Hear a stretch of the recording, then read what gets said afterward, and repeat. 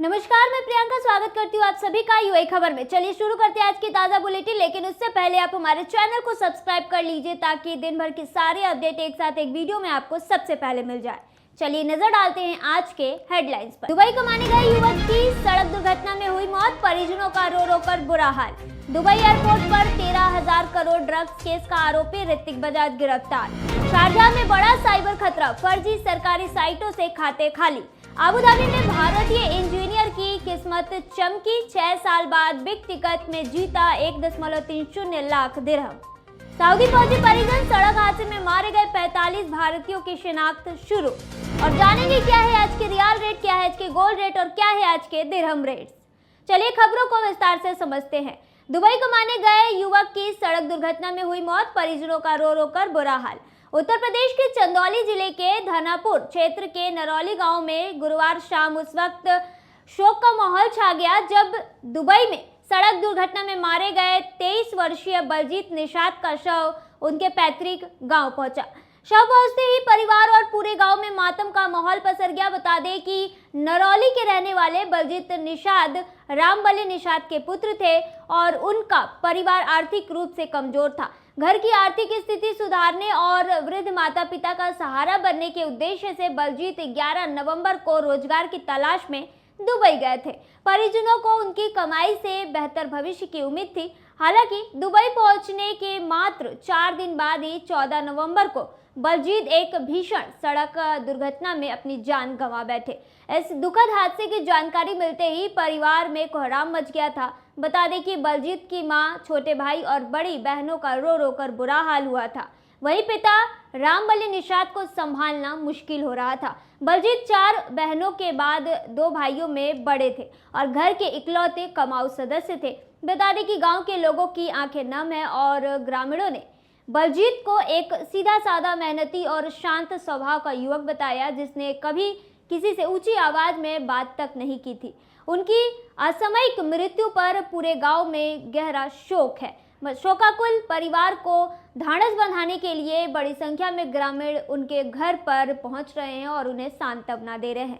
बलजीत के मित्र शिवम प्रजापति ने बताया कि दुबई जाते समय बलजीत ने वापस आकर शादी करने और मित्रों के साथ खुशियां मनाने की बात कही थी। बलजीत मिलनसार और बड़े ही खुशमिजाज स्वभाव के थे। बढ़ते दूसरे खबर की ओर दुबई एयरपोर्ट पर 13,000 करोड़ ड्रग्स केस का आरोपी ऋतिक बजाज गिरफ्तार। ड्रग्स के काले कारोबार में लिप्त एक बड़े आरोपी को दुबई पुलिस ने गिरफ्तार किया है। बता दें कि दुबई पुलिस ने 13,000 करोड़ रुपए के ड्रग्स मामले में आरोपी ऋतिक बजाज को पकड़ा है। सूत्रों ने बताया है कि ऋतिक बजाज को थाईलैंड से दुबई आते ही दुबई पुलिस ने अपनी गिरफ्त में ले लिया। उसके खिलाफ इंटरपोल ने रेड कॉर्नर नोटिस जारी किया था, जिसके बाद अब दुबई पुलिस ने यह कार्रवाई की है। अक्टूबर 2024 में दिल्ली पुलिस ने दिल्ली और गुजरात से 13,000 करोड़ रुपए की कोकीन पकड़ी थी। साथ ही 50 किलो हाइड्रोपोनिक गांजा भी पकड़ा था। इस मामले में दिल्ली पुलिस ने 5 लोगों को गिरफ्तार किया था और 14 लोगों के खिलाफ चार्जशीट पेश की थी। बता दें कि इनमें से एक आरोपी ऋतिक बजाज भी है। इस ड्रग सिंडिकेट का मास्टरमाइंड इंटरनेशनल ड्रग तस्कर वीरेंद्र बसोया है, जो इस समय दुबई में है। इंटरपोल ने उसके बेटे ऋषभ बसोया के खिलाफ भी इसी मामले में रेड कॉर्नर नोटिस जारी किया हुआ है।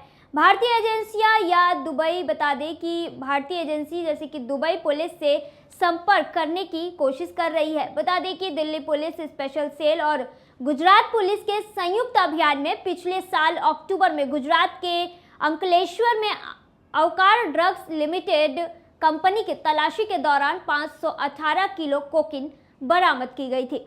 अंतर्राष्ट्रीय बाजार में ड्रग की कीमत करीब 5,000 करोड़ रुपए बताई जा रही है। पिछली बरामदगी को मिलाकर अब तक दिल्ली पुलिस ने छापेमारी के दौरान कुल 1,289 किलो कोकीन और थाईलैंड में आए हुए, बता दें कि हाइड्रोपोनिक मरिजुआना बरामद किया था, जिसकी कुल कीमत करीब 13,000 करोड़ रुपए है। बढ़ते तीसरे खबर की ओर, शारजाह में बड़ा साइबर खतरा, फर्जी सरकारी साइटों से खाते खाली। शारजाह पुलिस ने निवासियों को एक तेजी से बढ़ रहे साइबर ठगी के मामले को लेकर तुरंत सावधान रहने की चेतावनी दी है। पुलिस के मुताबिक ठग अब ऐसे बेहद असली जैसे दिखने वाले फर्जी वेबसाइट बना रहे हैं जो खुद को आधिकारिक कंज्यूमर प्रोटेक्शन पोर्टल बताती है। इन नकली साइट्स के जरिए ठग लोगों की निजी जानकारी चुरा लेते हैं और फिर उनके बैंक खातों में सेंध लगा देते हैं। पुलिस ने लोगों को सलाह दी है कि किसी भी संदिग्ध लिंक या वेबसाइट पर क्लिक ना करें और केवल आधिकारिक सरकारी पोर्टल का ही उपयोग करें।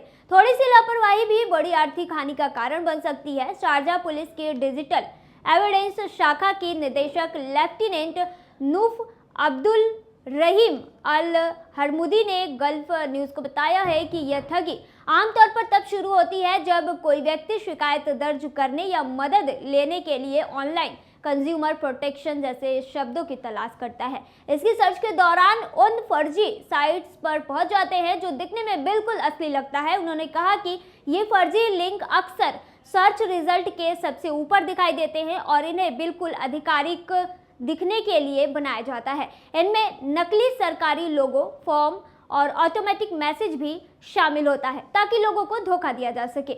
अधिकारियों ने लोगों से अनुरोध किया है कि किसी भी तरह की निजी जानकारी जमा करने से पहले वेबसाइट या एड्रेस ध्यान से चेक करिए। असली यूएई सरकारी वेबसाइटें आमतौर पर इन डोमेन का उपयोग करती है। gov.ai या फिर मंत्रालय और सरकारी विभागों की पहचान वाली भरोसेमंद जैसे कि .com या .net साइटें।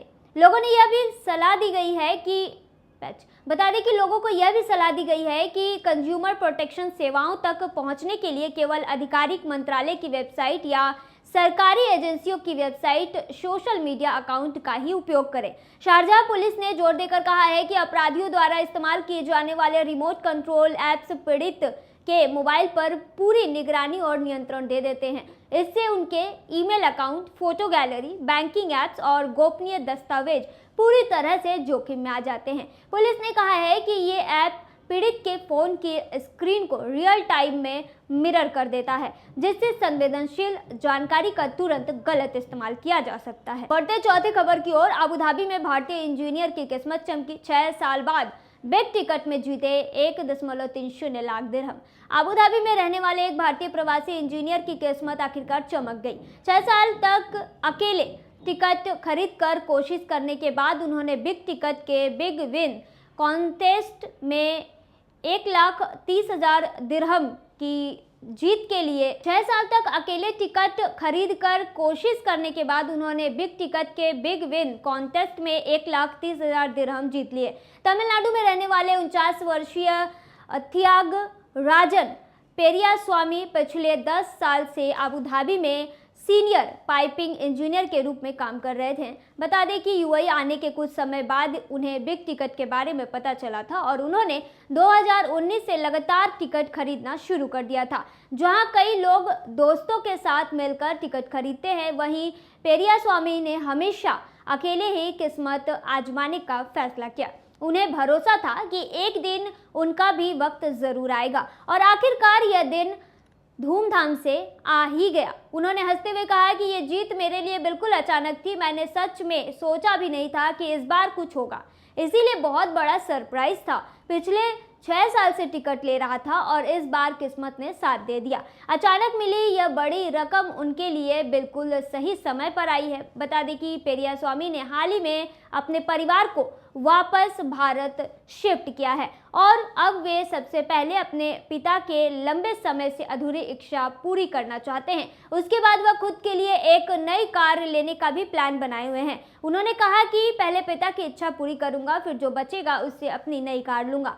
उनकी हायर और बता दें कि लोअर गेम भी जीते हैं, जैसे कि 1,30,000 दिरहम की राशि ने अब उनके ऑफिस में भी खूब चर्चा छेड़ दी है। यह बता दें कि कई सहकर्मी अब उन्हें देखकर खुद भी अगले ड्रॉ में किस्मत आजमाने की तैयारी कर रहे हैं। पेरियास्वामी का यह भी कहना है कि वो अभी रुकने वाले नहीं हैं। उन्होंने कहा है कि मैं बिग टिकट टीम का दिल से शुक्रगुजार हूँ। यह मौका मेरे लिए बहुत खास है और मैं आगे भी जरूर हिस्सा लेता रहूंगा। किस्मत कब साथ दे दे कोई नहीं जानता। बढ़ते 5वीं खबर की ओर, सऊदी पहुंचे परिजन, सड़क हादसे में मारे गए 45 भारतीयों की शिनाख्त शुरू। सऊदी अरब में हुए भीषण सड़क हादसे में कई भारतीयों की जान चली गई थी। बता दें कि अब इस हादसे में मरने वालों के परिजन उनके शव की शिनाख्त यानी पहचान करने के लिए सऊदी अरब पहुंचे हैं।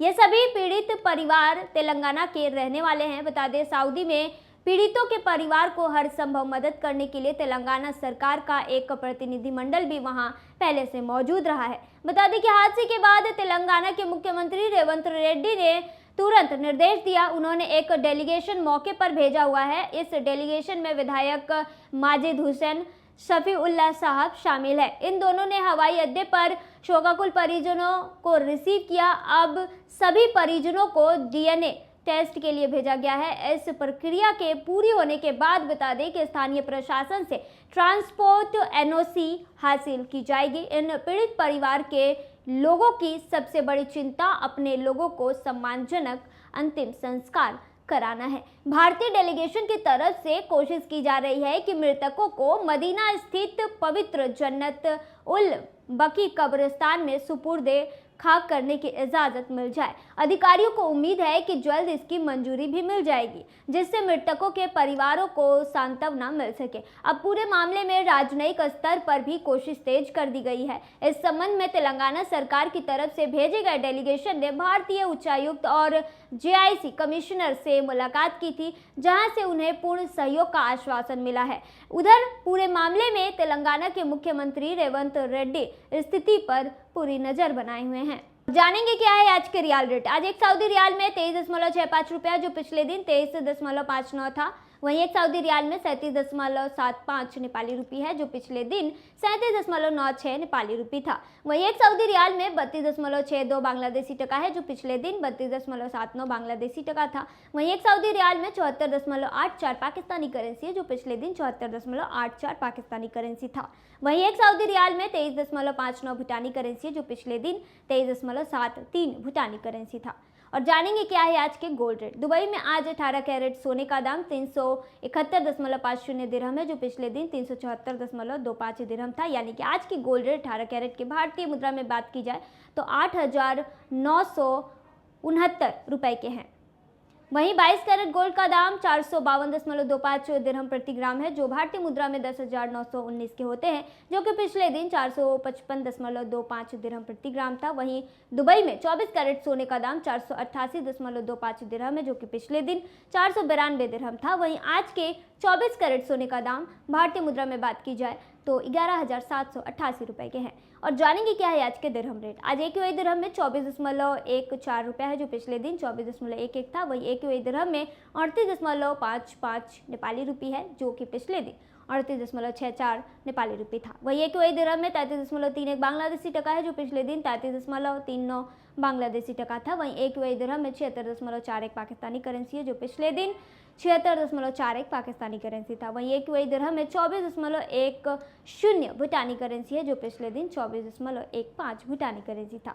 तो ये थी आज की ताज़ा बुलेटिन। ऐसे ही ताज़ा अपडेट के लिए बने रहिए हमारे चैनल पर यूएई खबर पर। धन्यवाद।